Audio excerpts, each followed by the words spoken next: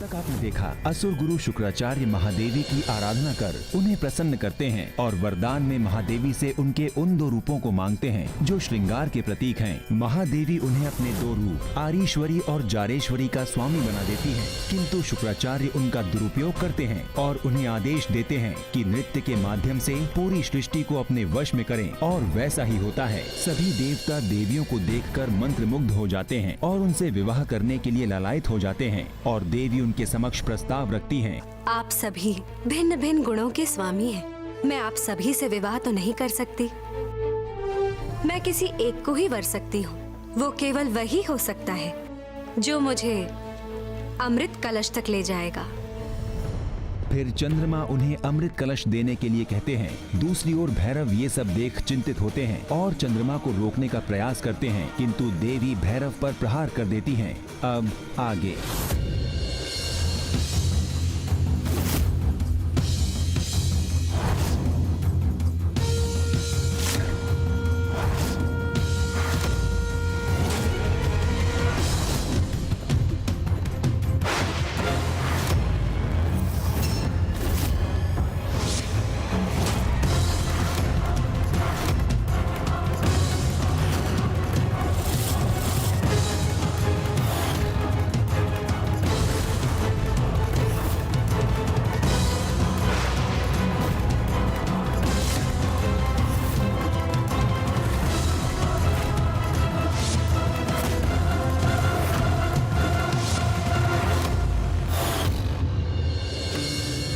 महासुरों की आत्माओं, अब वो महायज्ञ प्रारंभ होगा जिसकी आहुतियों से मैं सहस्त्र असुर का निर्माण करूंगा। एक ऐसा बलशाली सर्वशक्तिमान अजय असुर जिसे कोई परास्त नहीं कर पाएगा, जिसकी हुंकार मात्र से लोक कंपित हो जाएगा और जिसकी विजय पताका तीनों लोकों में फहरेगी। बस प्रतीक्षा रथ उस अमृत कलश का, जिसके आते ही ये कार्य संपूर्ण होगा।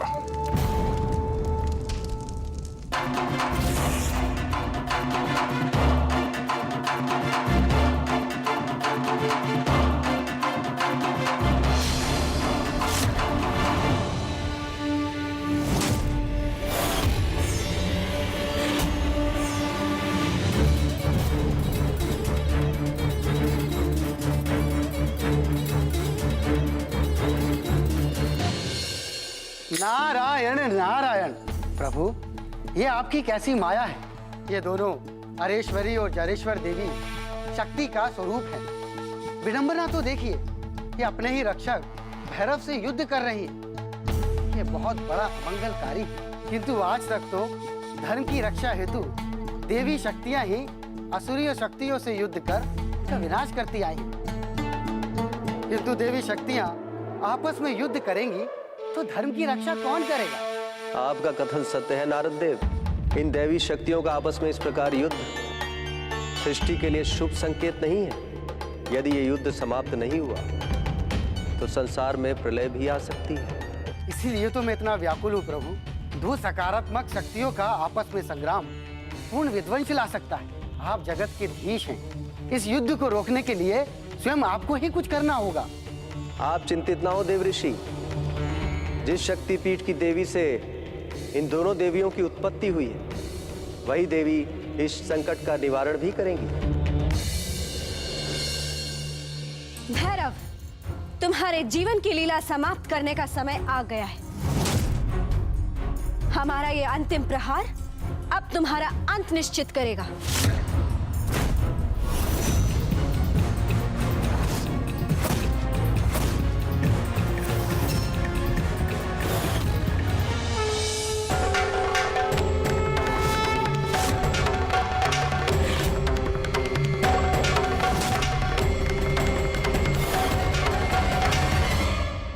भैरवनाथ, आप इन दोनों देवियों से युद्ध करने में इसलिए असक्षम हैं क्योंकि ये दोनों मेरे ही ऊर्जाओं से निर्मित मेरे ही स्वरूप हैं। आप इन्हें पराजित नहीं कर सकते, इसलिए विलंब न करते हुए आप शीघ्र ही यहाँ से प्रस्थान करें।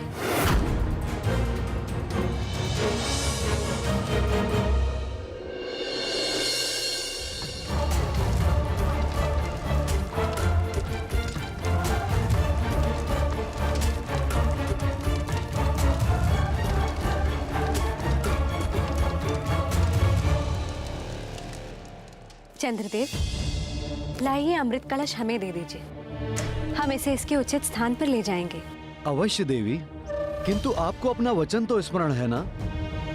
इस अमृत कलश के बदले आपको मुझसे विवाह करना होगा। उसका निर्णय उचित समय आने पर हो जाएगा चंद्रदेव, किंतु अभी हमें अपने गुरु शुक्राचार्य के आदेश का पालन करना होगा। लाइए, अमृत कलश हमें सौंप दीजिए। ये लीजिए।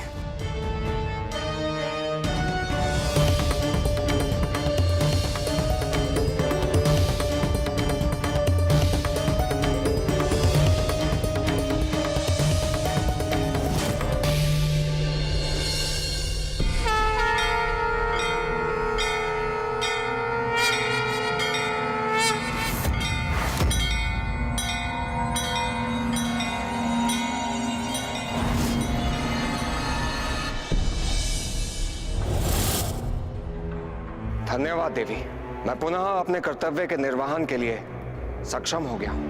हाँ भैरवनाथ, आप सक्षम तो हो गए हैं, किंतु मेरे ही अंश से उत्पन्न हुई इन देवियों को रोक पाना आपके लिए सरल नहीं होगा।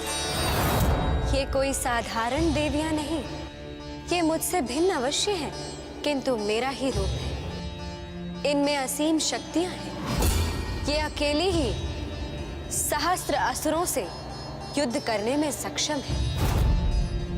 एक समय इन्होंने सहस्त्र असुरों का संहार अकेले ही किया था। वो समय ऐसा था जब संसार में केवल असुर ही असुर थे।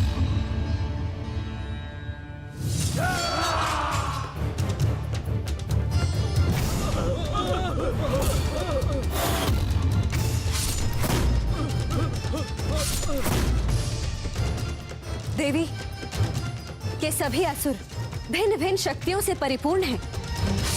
इस प्रकार इनका वध कर पाना असंभव है, किंतु ये असुर इतने शक्तिशाली नहीं कि हमारे सामने टिक सके। आप ठीक कहती हैं देवी, किंतु इस प्रकार अलग अलग लड़कर हम कब तक युद्ध करेंगे? इन समस्त असुरों का एक साथ ही अंत करना होगा। अवश्य। तो महाबलशाली अरेश्वरी देवी, हम अपनी शक्तियों का संवेद रूप में उपयोग करते हैं।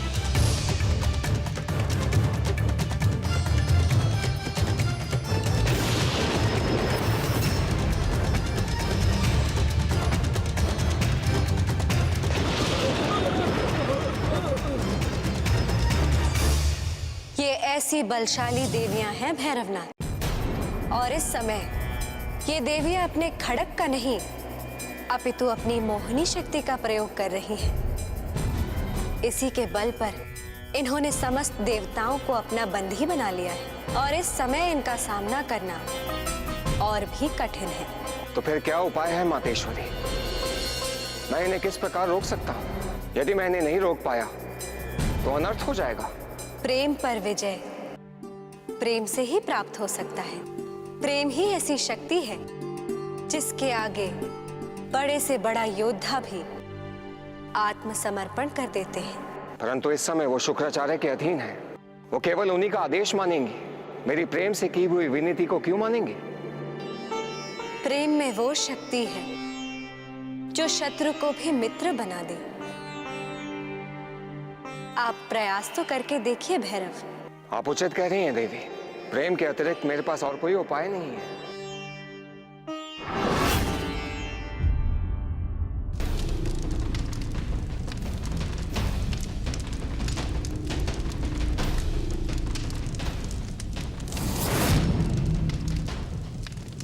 यही वो अमृत कलश है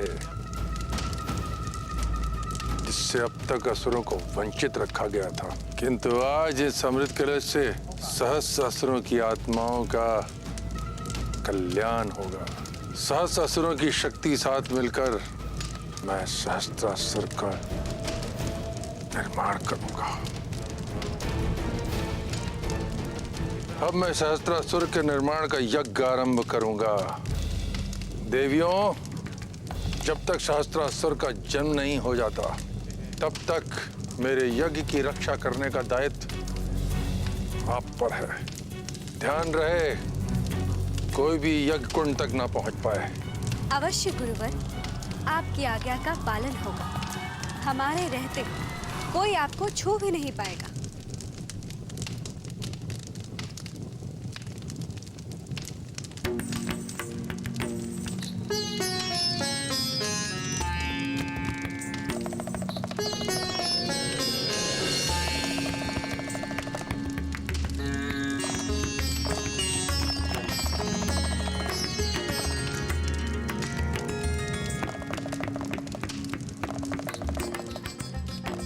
ये स्वर कितना मोहक है। ये स्वर मन करता है कि इस स्वर में डूब जाऊं। मैं स्वयं को रोक नहीं पा रही। मुझे इस स्वर के स्रोत तक पहुंचना ही है।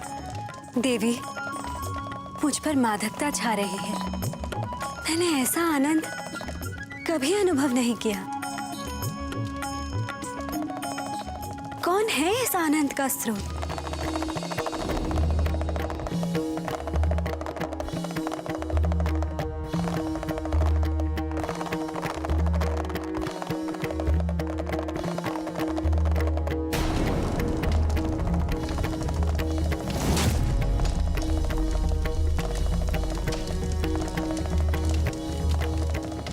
मैं अब और प्रतिरोध नहीं कर सकती।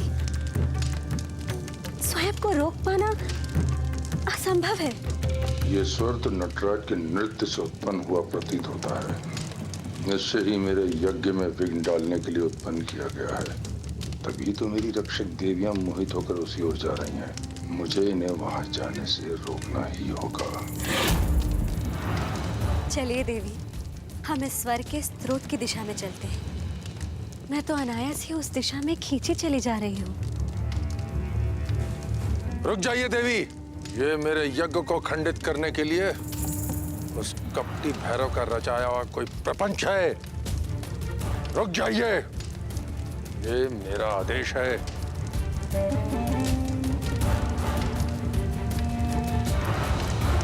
किंतु कैसे रोकूं इन्हें? यदि मैं इन्हें रोकने के लिए यज्ञ से उठ गया तो यज्ञ खंडित हो जाएगा। मुझे ये यज्ञ किसी भी स्थिति में पूर्ण करना होगा।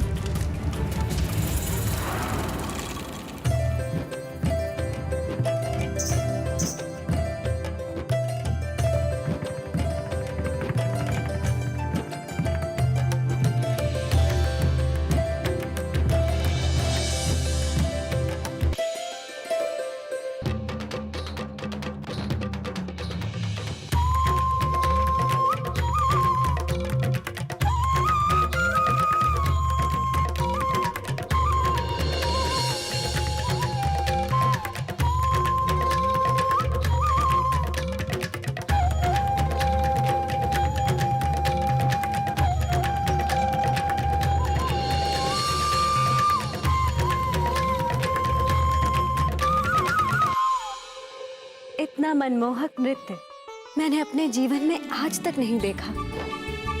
नृत्य करते हुए आपकी छवि इतनी सुंदर लगती है कि संसार की सभी उपमाएं छोटी पड़ जाएं। इस सुंदर छवि पर मैं मोहित हो गई हूँ कलाश्रेष्ठ। आपके समान इस संसार में कोई भी नर्तक नहीं।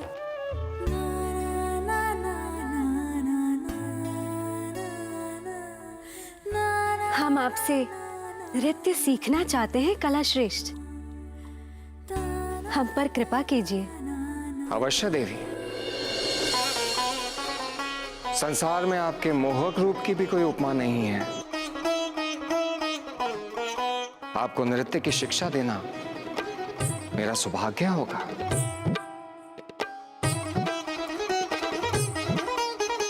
तो फिर विलंब क्यों कलाश्रेष्ठ?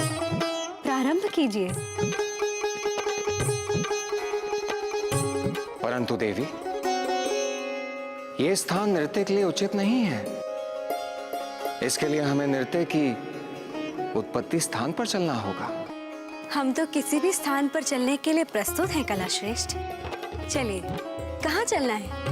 हमारे लिए ऐसे स्थान पर जाना सौभाग्य की बात होगी जहां इतने सुंदर नृत्य की उत्पत्ति हुई थी। अवश्य ही वो स्थान भी अत्यंत सुंदर होगा। आप सत्य कह रही हैं देवी, वो स्थान अति सुंदर था और वो समय भी।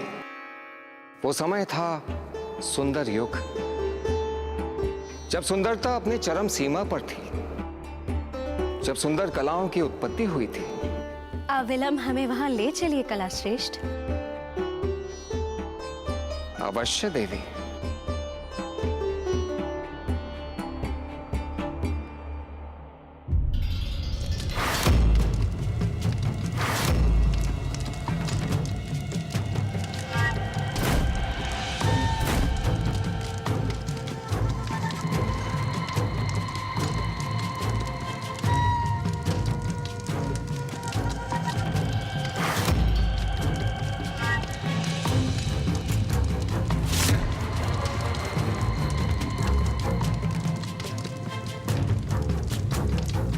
मेरा मंतव्य सफल हुआ, साकार हो गई मेरी कल्पना। सहस्त्र असुरों की शक्ति से संपन्न सहस्त्र असुर मेरे सपनों को भी साकार करोगे।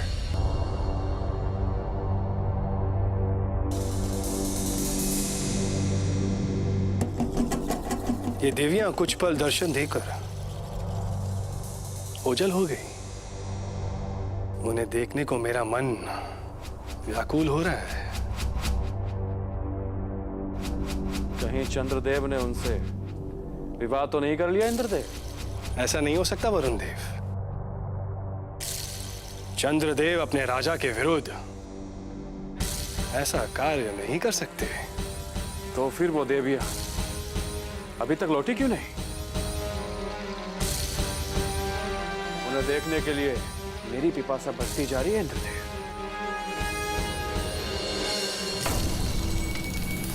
लाल तन विकराल बाहु विशाल उन्नतमाल है, विद्रूप विध्वंसक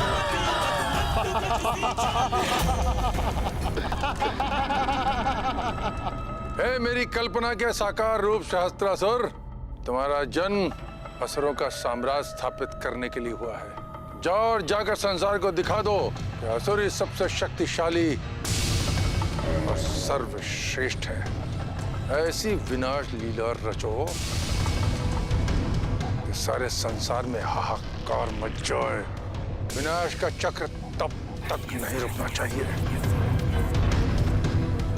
जब तक सारा संसार असुरों के चरणों में लौट ना जाए। जाओ। जो आज्ञा गुरुदेव। मैं संसार में असुर साम्राज्य स्थापित करके ही लौटूंगा। किंतु स्मरण रहे सहस्त्रासुर, तुम्हारा जीवन अमृत की बूंदों पर निर्भर है। जिस अमृत से मैंने तुम में प्राण फूके हैं, उसके तुम्हारे शरीर से निकलते ही तुम्हारा अंत हो जाएगा। इसके अतिरिक्त तुम्हें कोई नहीं मार सकता। मैं अमर हूँ गुरुदेव। जिसके शरीर में अमृत हो उसे कोई मार भी कैसे सकता है। मैं अपने शरीर से अमृत कदापि नहीं निकलने दूंगा।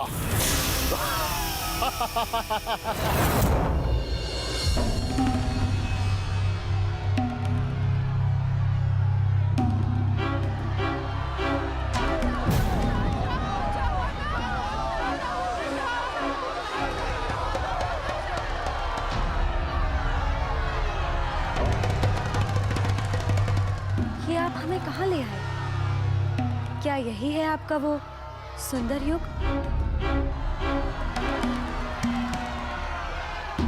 नहीं देवी, ये वो युग है जहां आके आपको वास्तविक रूप का ज्ञान होगा।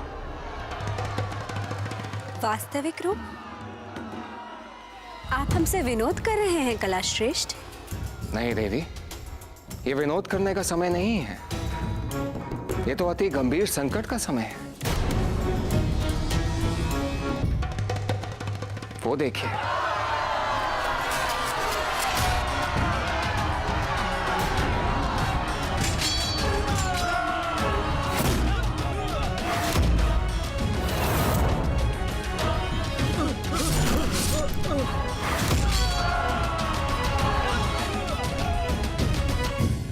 किंतु आप हमें संकट काल में क्यों ले आए? आप तो हमें सुंदर युग में ले जाना चाहते थे ना, जहाँ सब कुछ सुंदर हो। सुंदर भावना और सौंदर्य की सुरक्षा भी करनी होती है। समय आने पर उनसे युद्ध भी करना होता है। तो क्या ये सभी असुर सौंदर्य की सुरक्षा के लिए युद्ध कर रहे हैं? नहीं देवी, ध्यानपूर्वक देखिए, देखिए तो सही। इन असुरों से कौन युद्ध कर रहा है?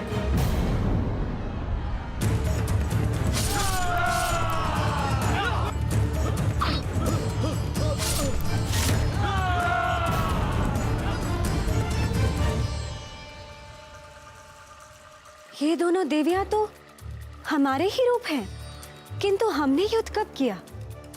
हमारा युद्ध से क्या संबंध? हम तो सौंदर्य की देवियां हैं। कहीं आप हमसे छल तो नहीं कर रहे?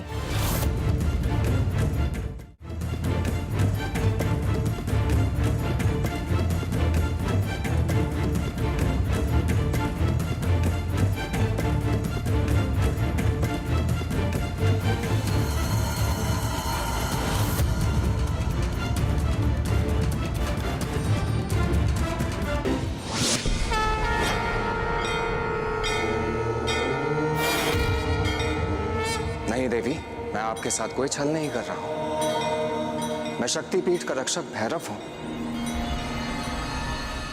और आप दोनों ही देवी शक्ति का ही रूप हैं। आपका कर्तव्य संसार की सुरक्षा करना है। एक समय जब असुरों का साम्राज्य बढ़ रहा था तो आपने अपने ही खड़ग से उनका अंत किया था। ये वही समय है देवी।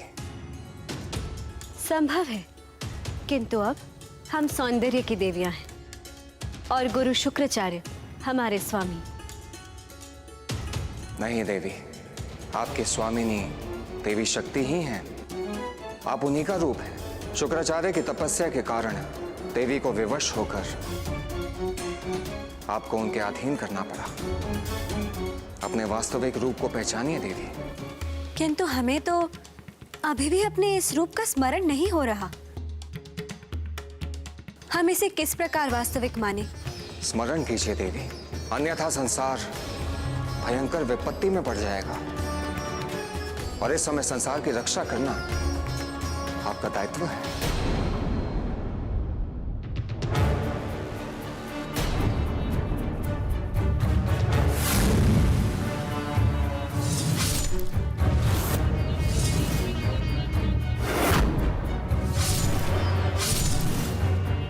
हे भैरवनाथ, आप धन्य हैं। आपने हमें हमारे वास्तविक स्वरूप का स्मरण करा दिया, अन्यथा हमसे बहुत बड़ा अनर्थ हो जाता। देवी, आपने अपने मोह जाल से सभी देवताओं को बांध रखा है। कृपया उन्हें मुक्त कीजिए ताकि वो असुरों से देवलोक की रक्षा कर सकें। अवश्य भैरवनाथ, संसार की रक्षा करना हमारा कर्तव्य है। अब हम दैत्य गुरु शुक्राचार्य की अधीनता से मुक्त हैं, क्योंकि उन्होंने स्वयं ही संसार का अहित सोचकर अपने वरदान के प्रभाव को समाप्त कर दिया है।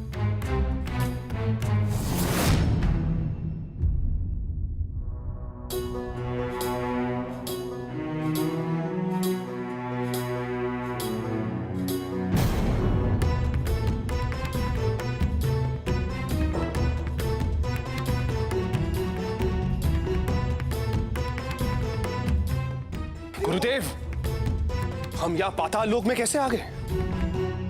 हाँ देवराज, इसके पूर्व की कोई घटना घटे हमें शीघ्र अतिशीघ्र यहाँ से स्वर्गलोक के लिए प्रस्थान करना चाहिए।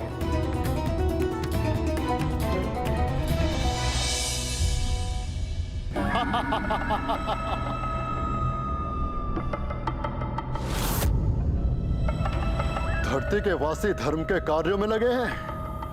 अब इस धर्म के मार्ग पर अवरोध उत्पन्न करने के लिए कुछ उत्पात तो मचाना ही होगा।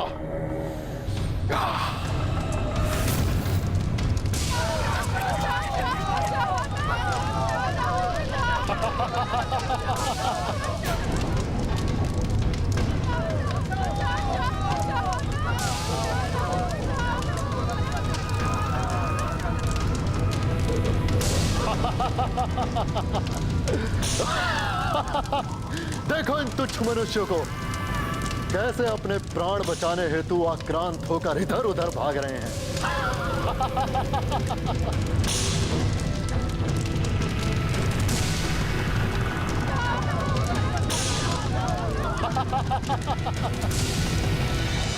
सहस्त्रासुर, हम तुम्हारे दुष्कर्म को सफल नहीं होने देंगे। संसार का विनाश करने का अधिकार तुम्हारा नहीं है। कौन रोकेगा मुझे? तुम और तुम्हारी ये देवों की सेना? इतना सामर्थ्य नहीं है तुम्हें देवराज कि तुम मेरा सामना भी कर सको। ये तो समय ही बताएगा सहस्त्रासुर। इससे पहले मेरे इस प्रहार का एक तो संभालो।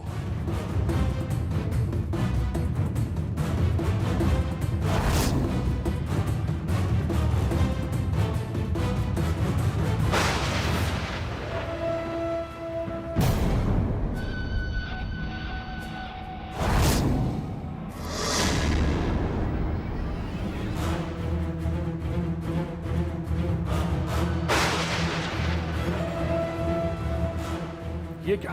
देवराज के किसी प्रहार का इस मायावी पर कोई प्रभाव क्यों नहीं पड़ रहा है?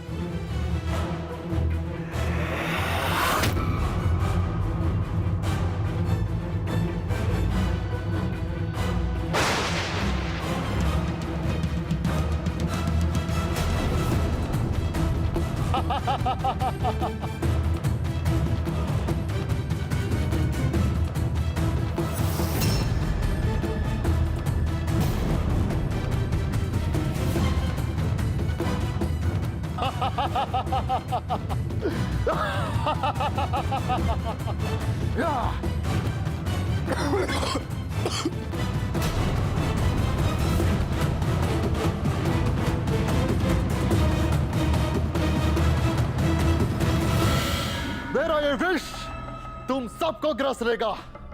मृत्यु के पाश में बांध ये तुम्हारी जीवन लीला ही समाप्त कर देगा।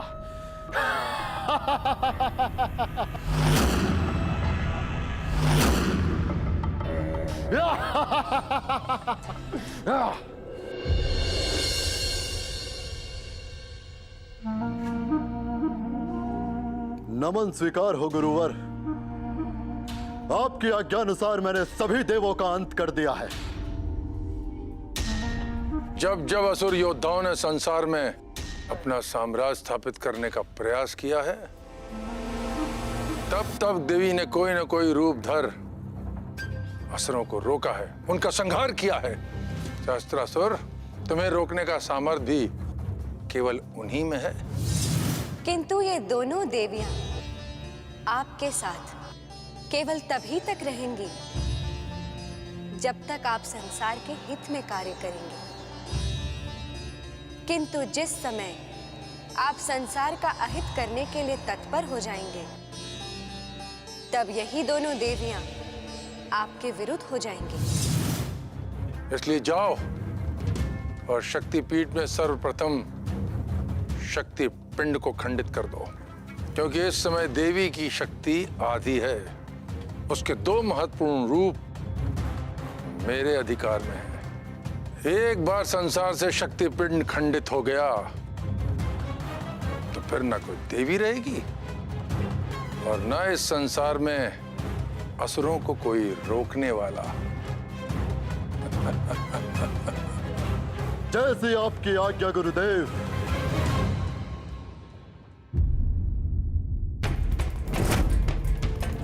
अच्छा, तो ये है वो शक्ति पिंड जो समस्त संसार की रक्षा करता है। आज मैं इसका अस्तित्व सदैव के लिए संसार से मिटा दूंगा। दैवीय शक्तियों पर असुरों की ये संपूर्ण विजय होगी। रुक जाओ!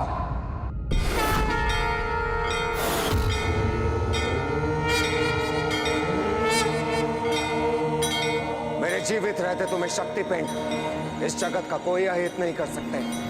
मेरे मार्ग का अवरोध बन क्यों अपनी मृत्यु का आमंत्रण दे रहे हो तुम?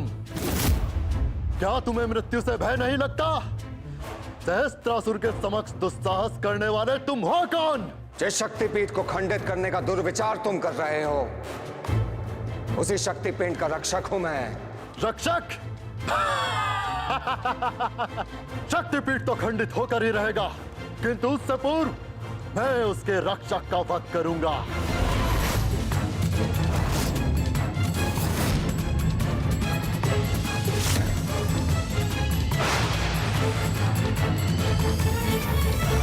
मेरे प्रहार को निस्तेज कर दिया, पर किंचित भी तुम्हें मेरी शक्तियों का आभास नहीं है। तुम्हारी पराजय निश्चित है भैरव।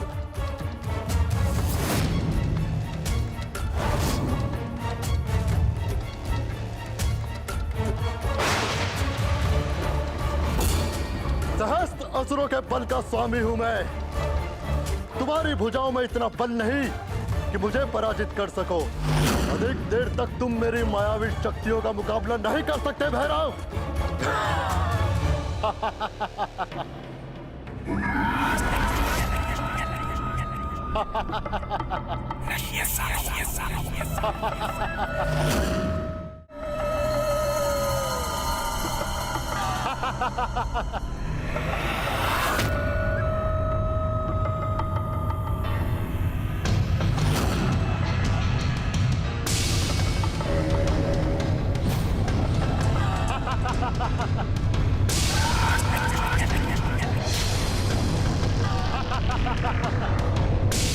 मैंने कहा था ना भैरव, मैं अजय हूं। तुम में इतना सामर्थ्य नहीं है कि मेरे प्रहार का वेग झेल सको। अंततः तुम्हारी मृत्यु का समय आ ही गया। बस एक अंतिम प्रहार और तुम्हारी जीवन लीला समाप्त।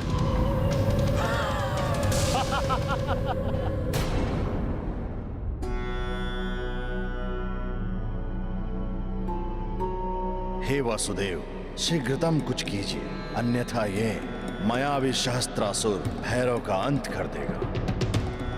आप जगत के पालनहार हैं। विकट से विकट स्थिति में भी आपने पृथ्वी की रक्षा की है।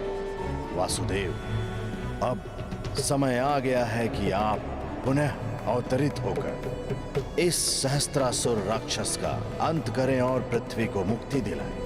आप तो सर्वज्ञाता हैं ब्रह्मदेव। नियति के विधान द्वारा निर्धारित ये कृत्य मेरे अधिकार क्षेत्र से बाहर है। विधि के विधान से ऊपर ना तो मैं हूं, ना ही आप। इसलिए इस मायावी का अंत तो माता के हाथों द्वारा ही निश्चित है।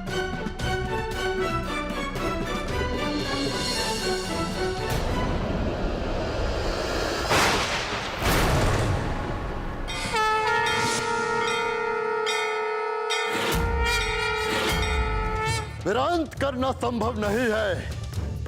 मेरा निर्माण गुरुदेव शुक्राचार्य ने अमृत से किया है। मेरे कंठ में अभी भी वो अमृत की बूंद है। इस संसार का एक मूल आधार है सहस्त्रासुर, कि जिसने भी इस संसार में जन्म लिया है उसकी मृत्यु निश्चित है। और तुम सृष्टि के इस नियम से बाहर नहीं।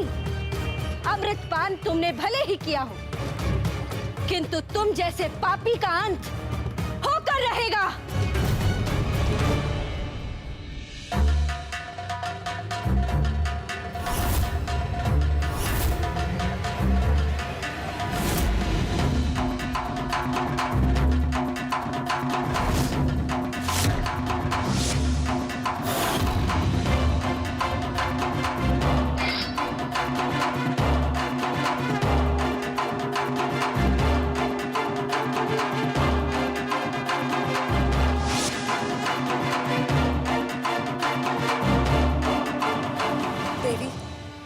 सहस्त्रासुर का निर्माण असंख्य आसुरी आत्माओं के समावेश से हुआ था।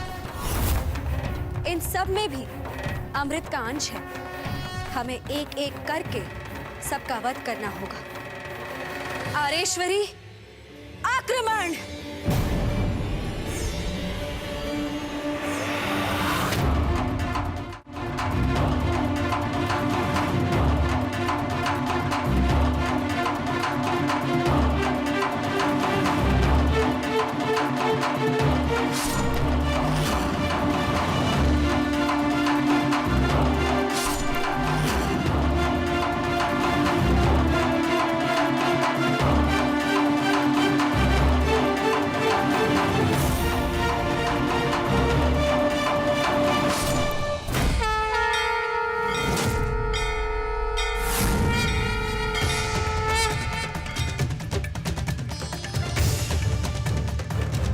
अरेश्वरी, ये अंतिम आसुरी आत्मा है। इसका वध होते ही सहस्रासुर का भी विनाश हो जाएगा।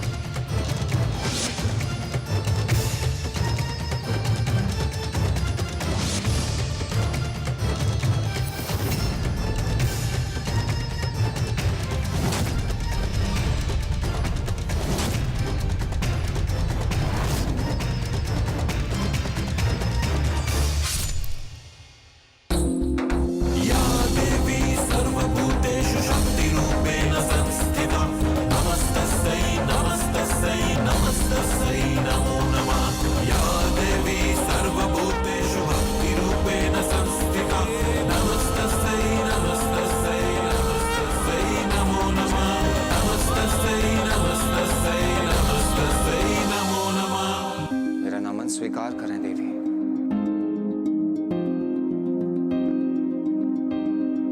कृतज्ञ हूं मैं कि आपने मेरे प्राण बचाए। धन्य तो आप हैं भैरवनाथ, जो अपने रक्षक होने का धर्म इतनी निष्ठा पूर्वक निभाते हैं। उस सहस्त्रासुर ने सभी देवतागण को आहत किया है। देवी, हमें इस अमृत से सभी देवतागण को नया जीवन प्रदान करना होगा।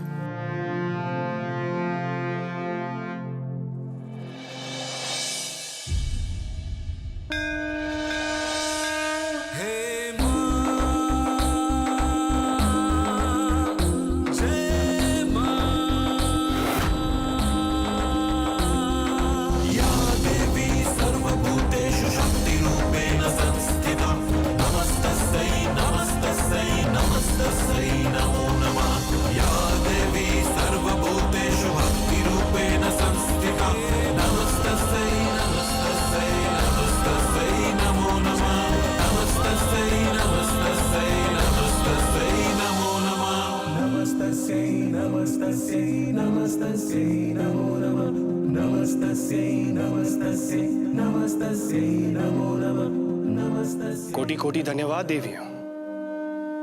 आपने हम सब की रक्षा कर न केवल हमें नवजीवन दिया है, अपितु हम देवताओं की महिमा को गौरवान्वित किया है। इसके लिए हम आपके सदैव आभारी रहेंगे।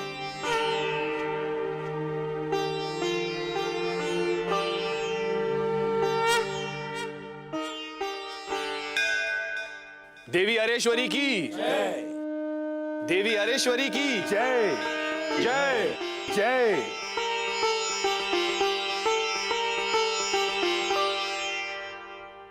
देवों, अब हमें आज्ञा दीजिए। अब हमें शक्तिपिंड जाकर जगत कल्याणी मातेश्वरी के समक्ष शीश नवाना है।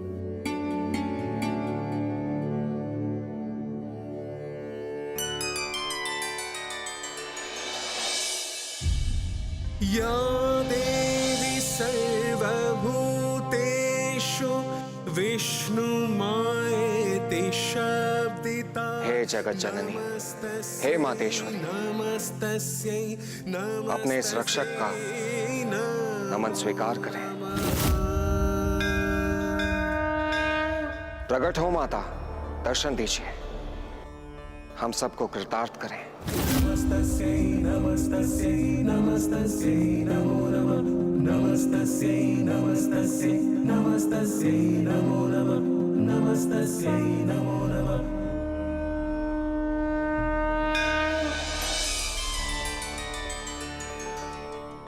अरेश्वरी और जरेश्वरी देवी, आप दोनों ने सहस्र असुरों का नाश करके संसार की रक्षा की है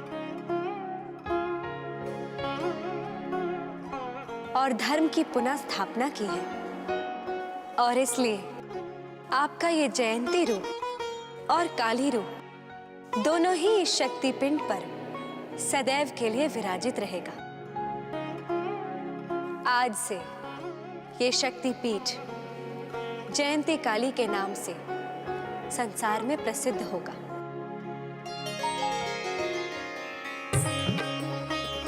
और यहाँ पर मेरी शक्ति पीठ की रक्षा के लिए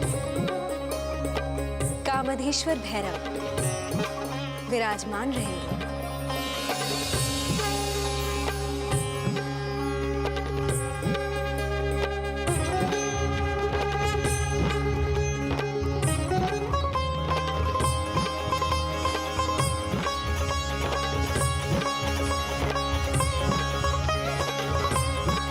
माँ जयंती काली की जय। जय। माता जयंती काली की जय। जय जय